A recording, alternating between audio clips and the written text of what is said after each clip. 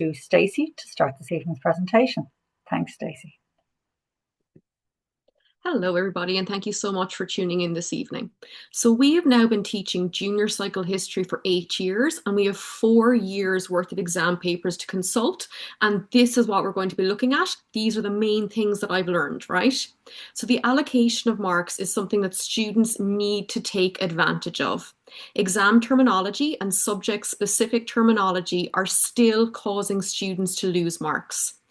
There are some issues with time that should be flagged.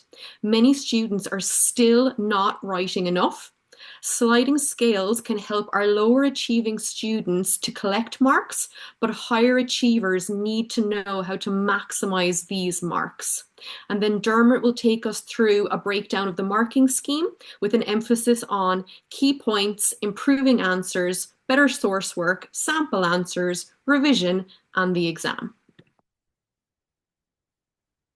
The common level exam is a significant challenge for many.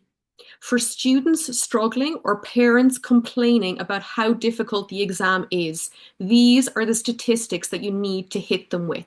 These are the statistics that I presented parents at the third year parent-teacher meeting recently. In 2025, 42% of the exam was source work, following simple instructions, or general knowledge. It is largely impossible to teach general knowledge, but what students must realize is that there are so many marks on the exam paper for them to collect. In 2024, there was a question that asked students to draw 5 arrows to a timeline, and that was worth 4% of their overall grade. So 4% just for drawing 5 arrows.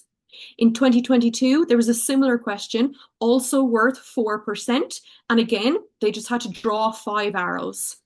Let students know this so that they can approach the exam almost like a scavenger hunt. And again, let parents know so that hopefully they can stop kind of blaming us for the impossible exam that their students have to sit or their children have to sit. Parents need to know that in many instances, it is a failure to follow instructions like drawing those 5 arrows that is costing students marks. What I would say to my students is questions that might seem a little bit strange, questions that they don't have notes on, they are probably questions that they know the answer to. They just need to pause, have a little think, and then jot something down. So for example, 2022, question 8C reads, what are 2 types of information you would expect to find on a museum website to help you plan a visit to a museum? Now, my students don't have notes on this, but they know this. They know if you're going somewhere, you need to know the opening hours. You need to know if there's like a ticket price or a cost. And most importantly, for my lot, when I take them anything or anywhere, they need to know if there's a shop or not. I understand how daunting it is for students when they're expected to know everything, when they don't have set questions like short questions to kind of ease their worries heading into the exam. And predictions are essentially just random guesswork. But I believe that by arming students with this information, with letting them know how many marks are there for them, it should help them feel more confident when approaching the exam. And these are the marks, in my opinion, that are meant to make the common level paper more accessible for all. So one way that I demonstrate to students just how many marks are available on the paper is when we answer questions with like a high percentage or source work or following instructions or kind of general knowledge together on the board. And this is one example that I used with the third years recently. So this is from 2024 and it's been included in the 3rd edition of the Making History Skills book. So it's all about the 1960s. Part A reads, what age was Bob Dylan when this song was released in 1964? So nice, easy source question. Students can work out the answer from the information that's been provided. And this was worth 3 out of the 36 marks. Part B, lovely. So it asks, when and where was the song recorded? Another nice straightforward question with the answer in the source. There were 6 marks for part B. So that means between A and B, we're up to 9 out of 36, which hopefully my math is correct, is 25% of that question, okay? So 9 out of 36 just for A and B, that's 25% of the total question. And like the answers were there for students to find. Now, part C is weird, and I will tell students it's weird, but that means that they must know it, so we'll try and figure it out. So C reads, explain 2 ways in which access to music has changed since the 1960s. This, in my opinion, is essentially general knowledge, because you cannot teach this unless you're going to look at how every aspect of life, from transportation to education to clothing, has changed since the 1960s. Like, it doesn't specifically say they have to look at music. And in my opinion, trying to look at the changes of all those aspects is completely unrealistic with the time constraints that we already face. Anyway, how I approach this with my students. We're not letting the strange question throw us, okay? If you see a question that you didn't cover in class or you don't have notes on, don't blame me, okay? Which they sometimes will. You didn't do this with us. No, it just means that you know it, okay? It means you know it. The reason why they're asking a question like this, a question that you can't immediately kind of link to, you know, your notes or a particular class, is because they are trying to throw you. And again, this is what I'm saying to the students. They want to see if you can think on your feet or if you will panic. And remember, the percentage of students getting a distinction in 2025 was 9.7%. And they're going to use questions like Part C to kind of find those top achieving students. As I said, a lot of the time, I think it's like phrasing and presentation and how you put this forward, you know, to how you put this question forward to students. So let's have a little think. So how access to music has changed. Right, our prompt is, how do you listen to music? And they'll tell you Spotify, YouTube, Apple Music, iPhones.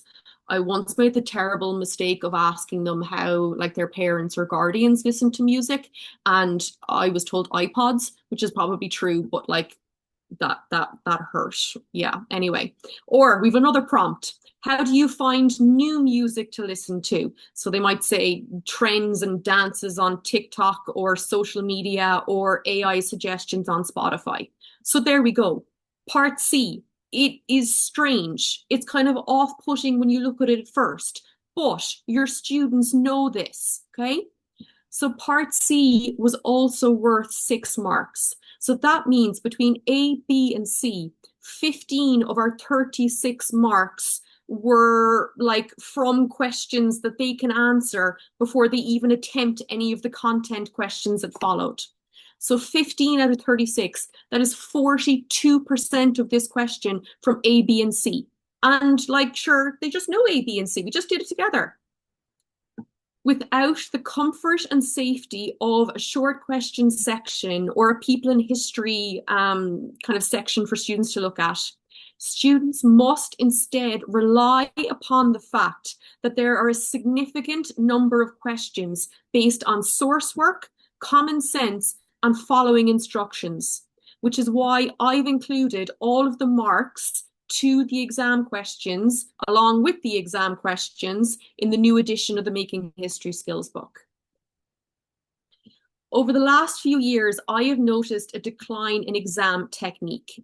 Here I have flagged some of the most common issues that I've encountered in relation to reading the questions asked. Now, over the next few slides, we're going to have tables like this. You don't need to kind of worry or panic about trying to jot it all down or take screenshots, because it's going to be put in, I think, a PDF and sent out to you. So students need to understand the implications of the wording of the question, particularly whether a question requires a short answer or a longer answer, as this may be an indicator as to how many marks a question is worth. So for example, name, identify, state, mention, list, suggest, they are usually short answer questions. Whereas if we see justify, explain, write an account, they are usually kind of requiring our students to write a longer answer. Students also need to do what they are being asked to do. So as I mentioned previously, if the instruction says draw 5 lines or draw 5 arrows, they need to draw their 5 arrows. They should watch out for multi-part questions. So a question that might have like name and explain in the one question, or who and how many. Because usually they'll see the first part, they won't see the second part, and then they're missing out on marks. These multi-part questions are usually longer answer questions, so students need to check the answer lines given. There's no point in writing 2 lines if you've been given 10, and there's no point in complaining to me that there are too many answer lines, which I saw recently on an exam. Oh God, the poor student like went through and kept telling me that like there was too many answer lines for this particular question and so on. Anyway, students need to be mindful of date parameters in questions. For example, in 2025, students were asked in one question about the importance of immigrant letters to families in the 1800s. And then the follow-up question was about the importance of those same letters to historians in the 2000s. So again, you need to watch out for those dates. And finally, at the end of the day, students need to remember that this is a history exam. So they need to watch out for questions that say things like, in your opinion, or do you think? Because this is history. So it's your opinion as long as it can be backed up with historical fact or evidence. There's a question about like the achievements of an ancient civilization, which was the most important. And some poor child ended up telling me about how takeaways were the most important achievement because, they looked forward to their takeaway every week, and the takeaway every week was the highlight of the whole week. And that's why the takeaways were so important. So yes, the question might say, in your opinion, or do you think? But it's your opinion, it's what you think backed up with historical fact. One thing that I have noticed personally in my teaching with these in your opinion or do you think questions, if you have certain students who are very like literal thinkers, so if they see in your opinion or do you think, and then they give you their opinion or what they think, they can struggle sometimes with understanding like it must still be backed up with fact, it's history, because in their mind, in your opinion, this is my opinion, what else do you want? It's also, I think, important to note and important to let students know that it's okay to argue against what you actually believe and think, as long as, you can make a stronger argument that way. So for example, in 2022, question 6D asked, select one opinion from the extract above and explain whether you agree or disagree with that opinion. So the source is all about the destruction of the record office during the Civil War. And so most students, when answering that, they would select, it was one of the greatest cultural disasters ever to befall any country. So that's the opinion they're selecting.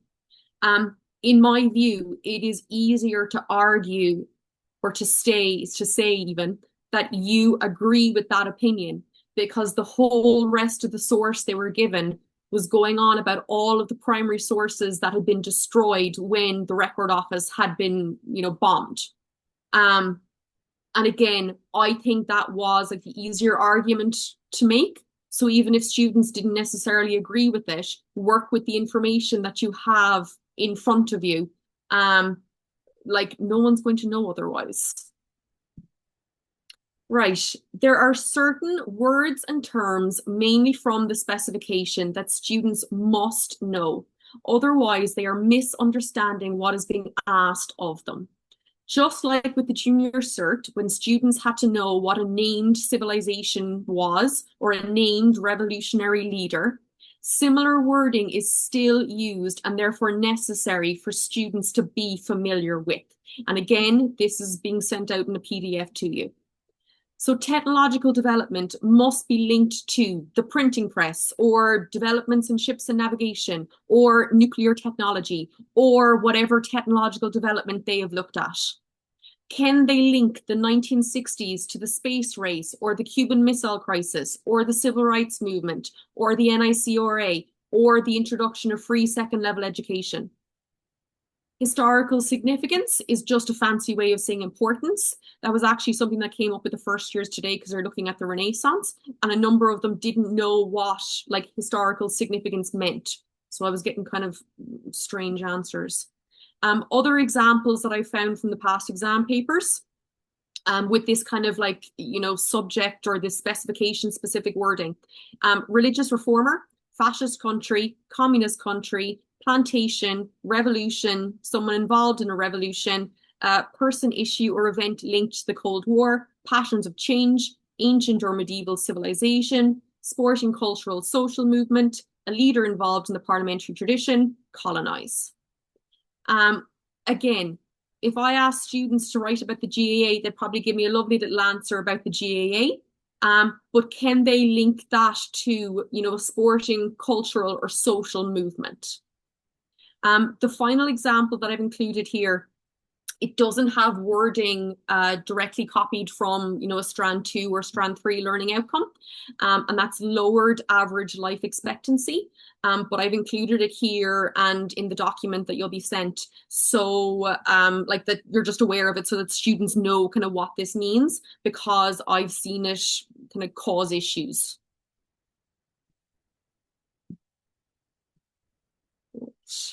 So one of the most common questions, sorry, my laptop kind of like did a weird freezy thing and then I got confused. Sorry. I have more examples of tricky terminology here, and these are mainly from strand 1 learning outcomes, but they may feature in other subjects as well. So things like change, perspective, chronological order, developments in warfare, circumstances, contrast, continuity, effect, impact, outcome, consequence, result, web address. Web address is real problematic. So web address, www dot, okay? They see address, they will give you a physical address if it's there. And then cause. So one of the most common questions that I get from students, and you probably get it as well, is do dates matter? Based on the last 4 years worth of exam papers, it appears that some dates do. For example, in 2025, students were asked what important event was being discussed in May 1916. And they were also asked to name the event in Irish history which caused many people to leave Ireland in the 1840s. Now, they're not asking for the specific dates that these events took place on, but there does seem to be an assumption that students will know at least when kind of some important events took place. Students also need to look out for questions with dates. For example, in 2024, students were asked about the influence of Christianity on Irish life after 1200. Students need to understand what a decade and a century are and understand what chronology and chronological order mean. They should also be able to calculate what a century or what century a particular year is in. The easiest way that I have found out to calculate what century a particular year is in is if you write the year and you cross out the last 2 numbers and then add 1 to the remaining number. It's more complicated, or it sounds more complicated than it is, then that's your century, okay? So you take your year, cross off the last 2, add 1, that's your century. Now, you can obviously go back to like year 1 and count every century that way, but yeah, it might take a little bit longer. Students have been asked basic math questions and they should bring a calculator if necessary. So again, if students know they're going to need a calculator to work out this from this, bring the calculator. Students need to be specific if asked for a date from the source. So if the source says the day, the month, the year, they need to give the day, the month, the year. If the source gives the day and the month, students need to give the day and the month. Don't leave anything out, because again, these are nice, easy, straightforward questions there for students to get the marks. They're just not putting down all the information that's needed. And then finally, pre-20th century, it might not be a phrase that students are familiar with. So this means before 1900.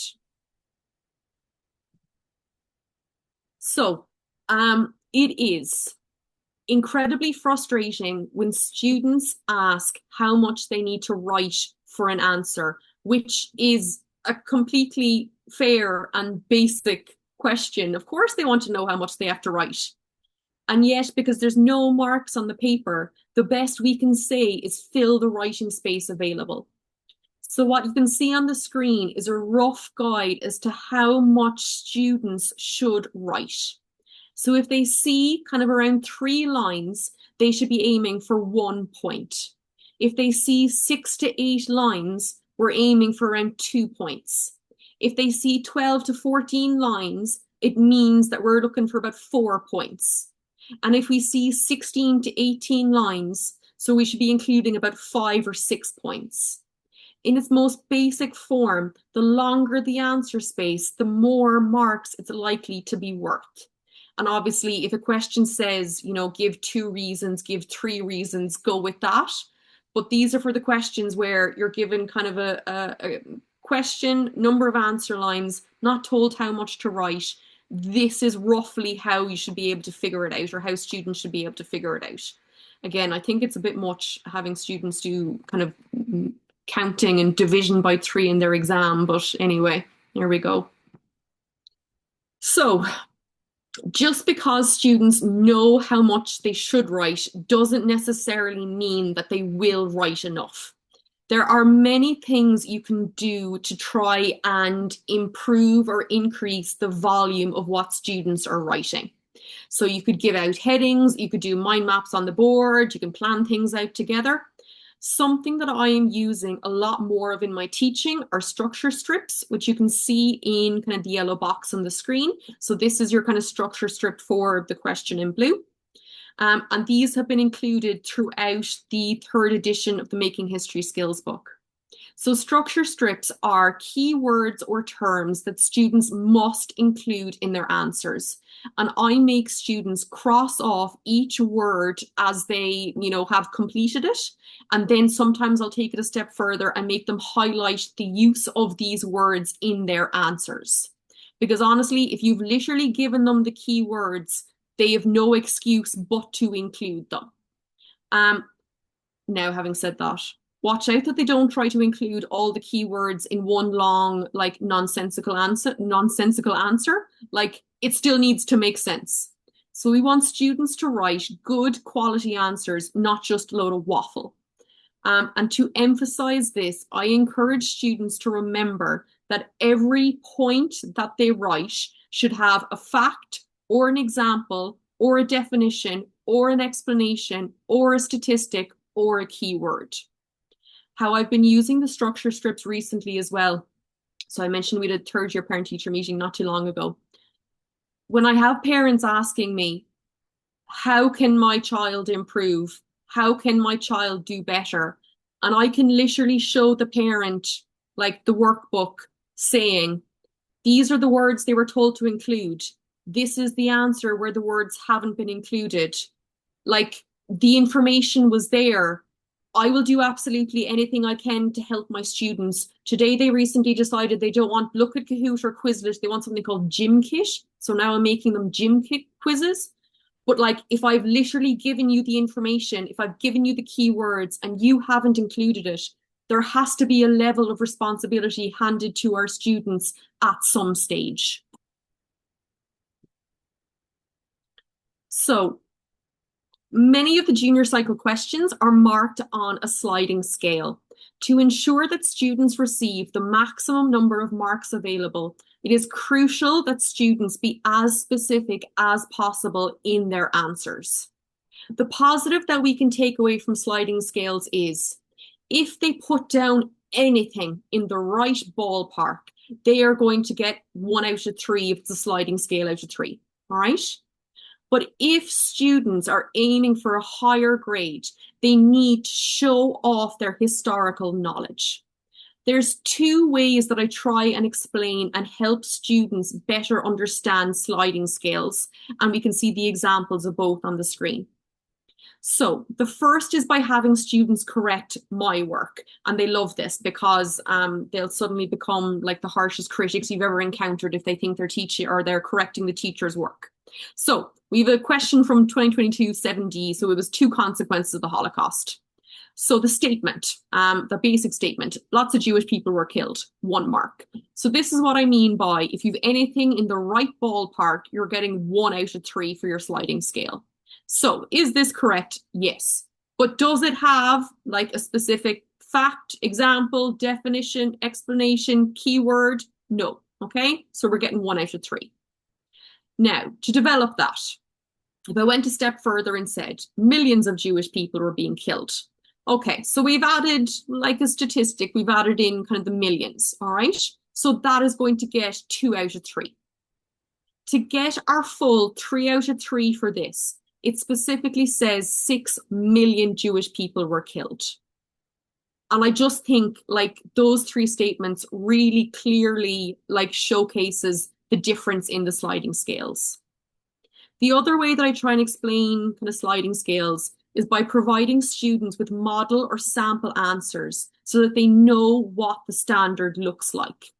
So the question on the screen, so 2023 part or question 1E, it's all about achievements of a named ancient or medieval civilization, all right?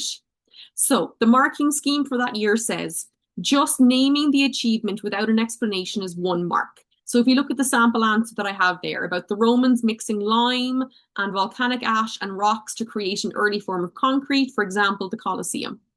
Has this statement, you know, or has this point kind of stated the achievement? Yes, it has. So we're already getting 1 mark. Has it explained the achievement? Yes, it has. Has it provided an example? Yes, it has. So that is what a 3 out of 3 answer looks like.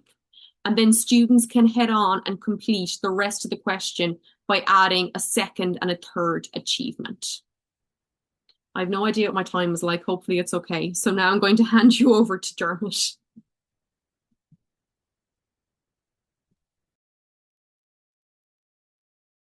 Thank you, Stacy, and good evening, everybody. I'd like to look in more detail there on the breakdown of marks, and in particular on 3 marks per key point rule. And you can see them here in some of the questions from the exam papers. Suggest 2 possible uses of a round tower, 3 plus 3 marks. Explain 3 causes of the revolution, 3 by 3 marks. What is meant by cause and by consequence, 3 plus 3 marks, except that this is in a sliding scale question. So prior to 2025, there were some questions which were marked out of 2 marks. But in 2025, the marks for all questions and all parts of questions were divisible by 3. And you can see that here on the right-hand question, which has a total of 48, and each of the part questions is also divisible by 3. Presumably, this will continue in future exams, that each key point then will be worth 3 marks. So what is a key point? I think the best way of looking at a key point is break it into a statement and a development.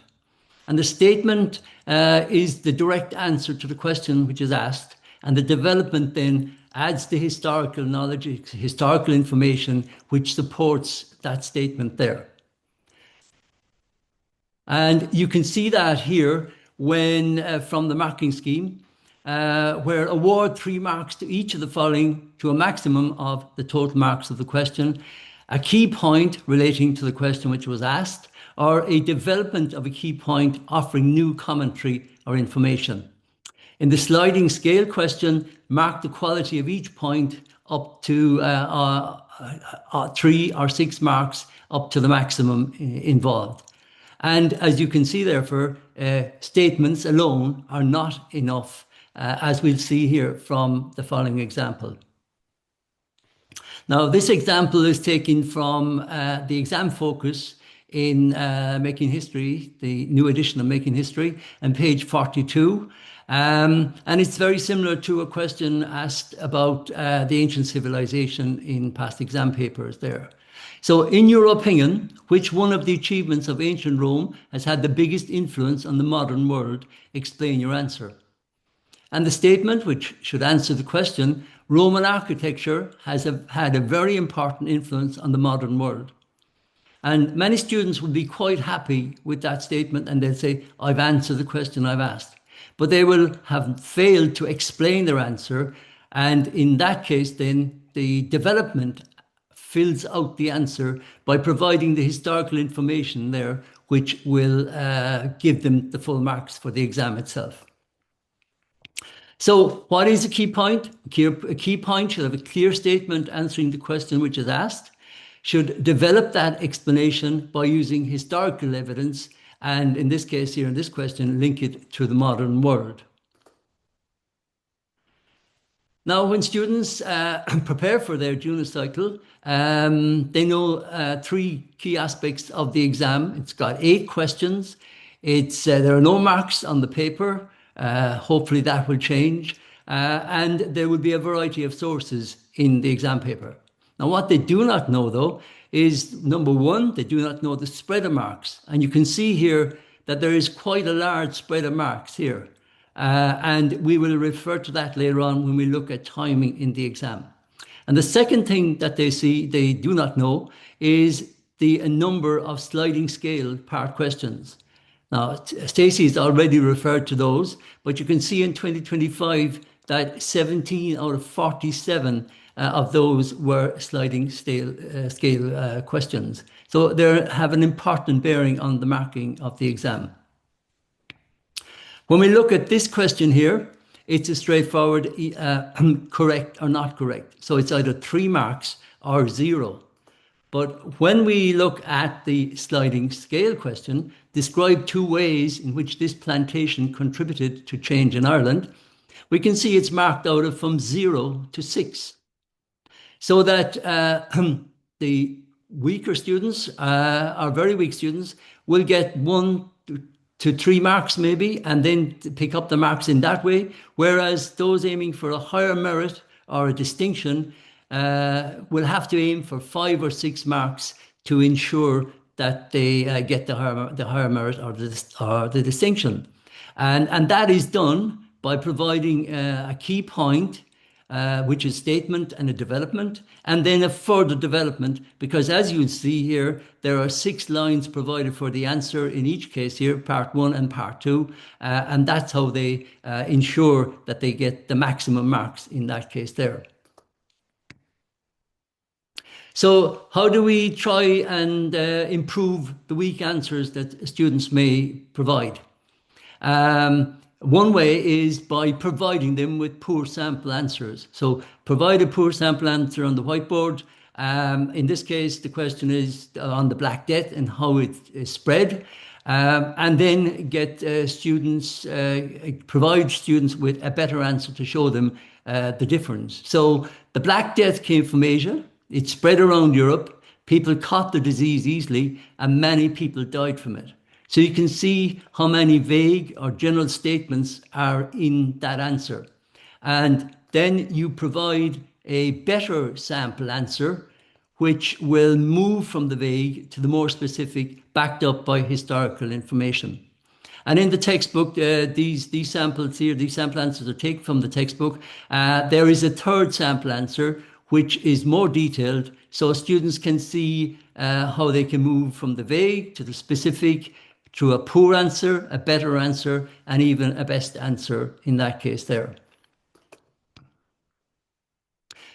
Now, as Stacy mentioned, about 40% of the marks come from sources. So it's very important that students get practice in using and quoting sources. And they need to be able to identify the source, the main ideas and the key information in each source. And this can be done by underlining that information in the source as they're reading it. So in this question from 2022, the question is, in source 2, do you think Elizabeth Richards is positive, negative, or neutral in her account of the rebels? And give a reason for your answer based on evidence from source 2. The student gives the answer neutral and then can be happy with its statement as the reason. Elizabeth Richards is neutral in her views because she presents the actions of the rebels in a balanced way.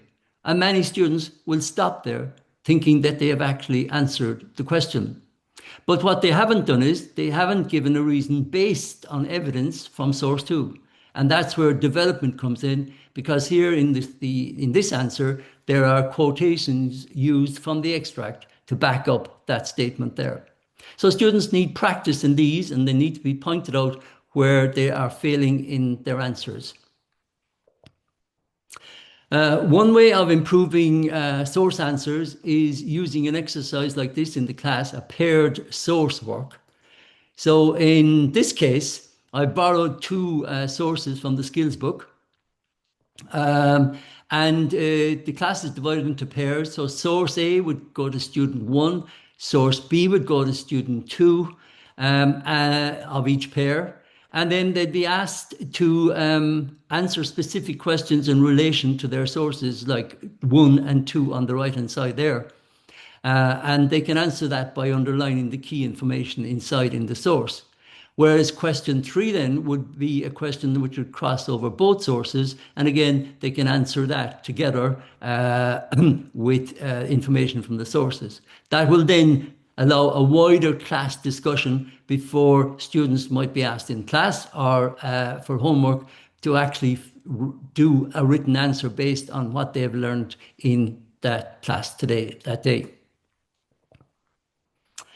Now, as we know, many sources are visual sources, and they can be paintings or cartoons or photographs. And again, students need practice in approaching these to learn how they can get the information from these sources. For example, cartoons and posters, like the cartoon here on the right-hand side from last year's exam paper, shows you that these cartoons have their own images and words and symbols which students need to be somewhat familiar with because it's very confusing if they haven't practiced these before they went into an exam. So when we look at the kind of questions that have been asked about this in the past, on the left-hand box here, those are questions used in past visual source questions.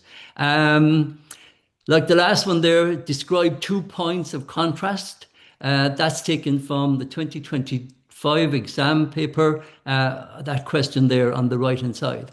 So these questions on the left can be used on future sources, but also students should be prepared for other questions, such as the ones in the right-hand box there.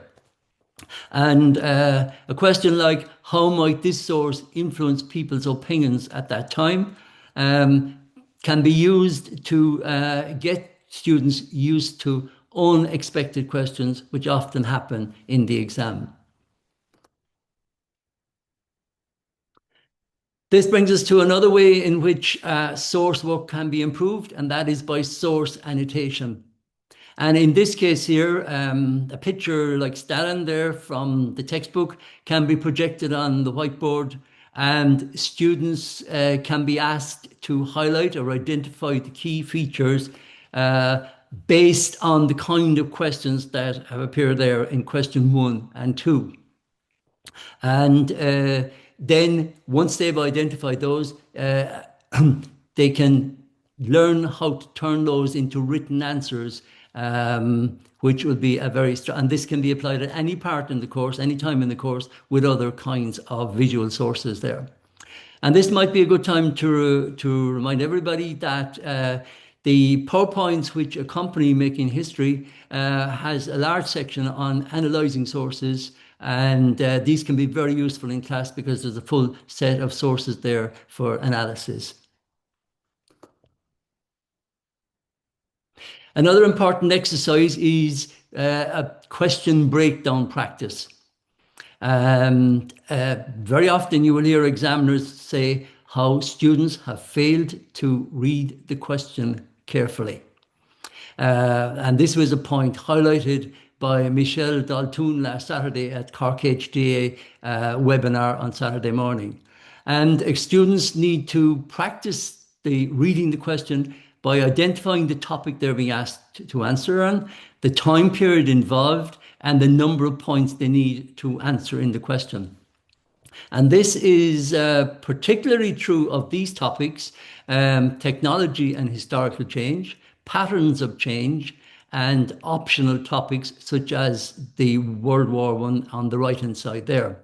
But also all of the topics should be analysed in the same way to give students practice in how they will read a question and underlining the key words in the question that they need to answer.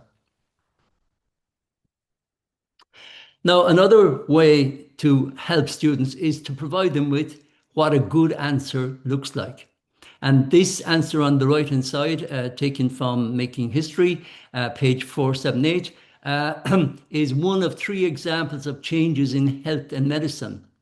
And that question on the screen, on the board, would be shown to show the clear structure of a question, show how accurate historical knowledge is needed to back up the question. In other words, to show how points are developed within the answer and what kind of keywords and terminology can be used in the answer to gain the marks. And discussion could ensue on how marks would be awarded to a question like this. And that brings us then to asking the students to finish that particular question, because that was, as I said, one example, and there were a second and third example, and they might complete that in the same way that a good answer would look like there. So earlier we showed a poor sample answer, and then there was a better, and there's also a best answer. And another way to approach that is to provide the weak answer and ask students to improve it. So here we have the question, in source 1, a primary source, is source 1 a primary source or a secondary source? Give a reason for your answer. And the weak answer then is provided, a primary source, it is a first-hand account. So students from class discussion can provide other points about how to develop that answer before you then can provide them with a better answer and an explanation as to why that is a better answer than the weak answer. And again, this is a practice that can be done in different times during the course from different topics, because it's important that students get to understand how an answer must be developed to get the marks involved. So that brings us to revision and the exam. And over the past 3 years, you will have used past papers very effectively. It's very important so that students can understand the kind of questions that appear. Or you can create your own questions from the sample questions in guildclassroom.ie. So students will have practiced sample questions, they will have focused on skills and content, and that brings us then to revision. And on the right-hand side there, you have a full revision program from the skills book covering the 3 years. And part of that could be used in the first year Christmas exam, so that students get used to planning revision from very early on. And by 3rd year then, they're ready for a full revision program as they approach their exam, whether it's a 6-week revision or an 8-week revision plan. And it's very important that students do have a systematic revision plan as they approach the exams. So that brings us to time management in the exam. And earlier we mentioned about the wide spread of marks. And of course, that would have an impact on the amount of time you could spend on any one question. However, I think the best approach really is to go by the average of 15 minutes per question. Because some questions will be shorter and students will gain time, and that extra time can be allocated for the longer questions. So I think they should still keep in mind that 15 minutes per question is the average. One way to prepare them for that, of course, is to practice answering some questions under timed conditions in class. And in that way, they can get used to the idea of what 15 minutes is and get used to the idea of whether they need to write more quickly and inside in the exam. So the question on the right from the 2025 paper, strictly speaking, it's 48 marks, which they won't know. So that should be about 16 minutes for the question in the exam. But the safer advice really is to stay with the average of 15 minutes per question. And in that way, hopefully, their confidence is built up. They realize what they must face in the exam, and they have an idea of the time involved in that case there. So that brings us to a summary and key takeaways from tonight, so that students can maximize their marks in the exam.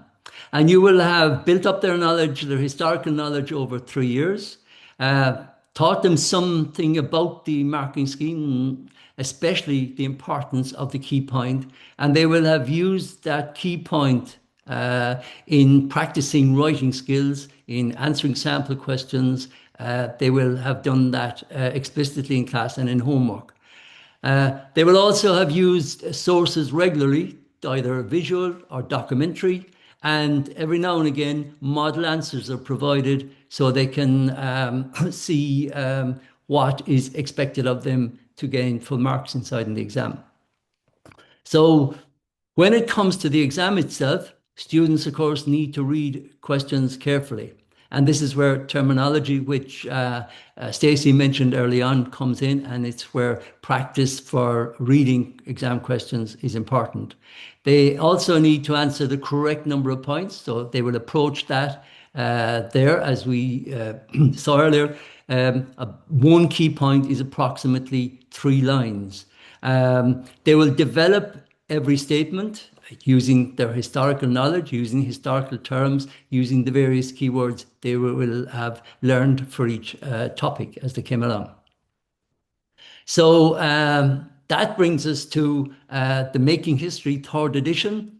And the new features in the 3rd edition were informed by teacher feedback and insights from the past 4 years of exams. There are new exam focus section at the end of each chapter, which breaks down different approaches to answering exam questions and how best to do that. There's new and improved online resources, including L2, LP resources and CBA examples. And the content is refined in line with the state exam papers the last 4 years. Along with that, all lessons are carefully reviewed and tested by independent practicing teachers. So thank you for listening. And now I hand over to Anita for questions and answers. Well done on your timing. Well done. Stacy, we'll just invite you back. Thank you very much, both. Brilliant presentation. Thank you so much. I felt it certainly really addressed a lot of the key concerns that teachers seem to have around the junior cycle exam and the marking scheme, of which I know there are a lot of challenges for teachers and for students alike out there. So we don't have a huge amount of time. So I'm just going to go briefly through the good news is, I guess, that a lot of the questions were kind of repetition, the themes were repeated. So firstly, a lot of the questions that were submitted have been answered during your presentation. So hopefully those people got their answers. And the second one is that I've consolidated here and picked a question that's representative of quite a number of questions. So the first one is, a lot of people during the presentation were looking for a sample copy of Making History 3rd edition. So just a simple answer to you guys, just do get in touch with your rep. If you go to our website, galeeducation.ie, there's a button in the top right hand corner to find your rep, and just pop in there, get in touch with your rep, and they'd be delighted to give you a sample, to get a sample out to you. And there'll be a link actually in the follow-up email to find your rep as well. Okay, so we have a couple of minutes left. Can I just, if you guys are ready, can I go into a couple of the questions that came in? So the first one, Megan asked, what's the best way to scaffold answers for a weak group? Which of you would like to tackle that? I'll give that a go. I feel like I'm back in class. Thanks, Stacy. I think I've kind of touched on this already, so I'll run through it again. The use of structure strips, so the keywords next to the question or the points that students need to include in their answer, I think can help kind of highlight or can help kind of improve the quality of student answers. Like if you're literally given a list of 5 words you need to include and they need to highlight them as they go along, like they have no excuse. And that's why, again, we've included so many structure strips in the 3rd edition of Making History. In terms of revision, I understand that the course can seem overwhelming to kind of all students, regardless of their level. I would encourage them to start by learning maybe 5 keywords, 5 points for each topic. Now, is learning your 5 keywords or your 5 points going to be enough for, you know, your higher merit or your distinction? No, but it is a starting place, and it can seem, or can make the course seem more kind of manageable for students. And again, every point they write needs a fact or an example or a definition or an explanation or a statistic or a keyword. Brilliant. Brilliant. And a lovely segue in there into the next question, because you mentioned about the higher merit. So Deirdre has asked, how does a student confidently progress from a higher merit to a distinction? Again, I know this is one teacher have a question. Great, Dermot, yeah. Take that. So thanks, Anita. Thank you for the question. And now I hope we've covered a lot of points there tonight, which will help students progress from higher merit to distinction. But if I was to select out any really important points, I think that practicing and writing key points in their answers are crucial to moving from a higher merit to a distinction. And that will mean practicing short answers, which may be 3-mark answers, or even the longer answers, and filling that up with historical information and knowing how to fill it up with historical information to back up the statements which they make there. And then not alone answering historical knowledge questions, but also source questions. And as we've said earlier, there are quite a number of those examples in the textbook showing people how that can be approached there. And the final point then I would make is that I goes back to the revision plan for the best students there. They need to have a systematic revision plan, well organized. The course itself is very long, and they need to know 1st and 2nd year history just as much as they need to know 3rd year history. Thank you. Brilliant, Dermot, thank you. Yes, I know there was some questions about the length of the course as well from teachers, but as I said to you, any questions we haven't managed to answer tonight, they will be answered by your rep or by Dermot and Stacy or the office or whomever. So you will be responded to, so don't worry about that. I wonder, I'll squeeze one more question in if we have a 1-minute answer to it. If not, we'll skip over it. Anya has asked, how do I get my students to write more? Anybody got a 1-minute answer to that? I don't know if it's only 1 minute, but we'll give it a go. So I think there's a couple of issues with student volume. Encourage students again to count their answer lines and like figure out how many points they actually need to include. So again, we're counting our answer lines, we're dividing by 3, making sure that they write that number of points. We've included answer space for each exam question in the 3rd edition of the skills book to get students used to writing in those boxes, to get them used to the length of the answers that they need to include. And really, like, practice is key. We used to get students writing their people in history archaeology question kind of in September of 1st year.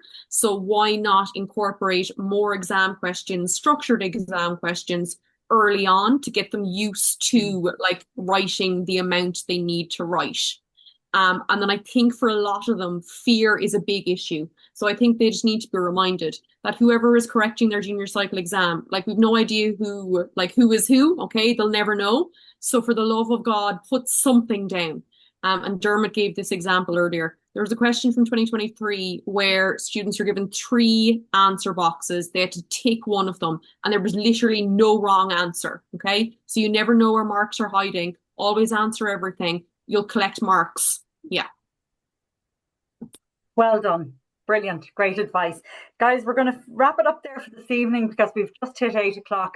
Any questions, they will be answered. So just bear with us over the next week. We'll get back to you. You will receive an email tomorrow with the recording of this evening's webinar and your free resource that I think Stacy mentioned, which is a PDF of that breakdown of problematic junior cycle history terminology. So that'll be in your email tomorrow as well. plus a link to our website where you can sample the online edition of Making History 3rd edition, and also samples of the digital resources for the programme as well, and a link again to find your local rep. So watch out for that tomorrow. So 1 minute over. Well done, guys. Thank you very, very much. Again, I'd like to thank everybody for joining us this evening, and just to say, enjoy the rest of your evening. Many thanks. Thank you. Thank you, everybody. Thank you. Bye, Stacy. Bye.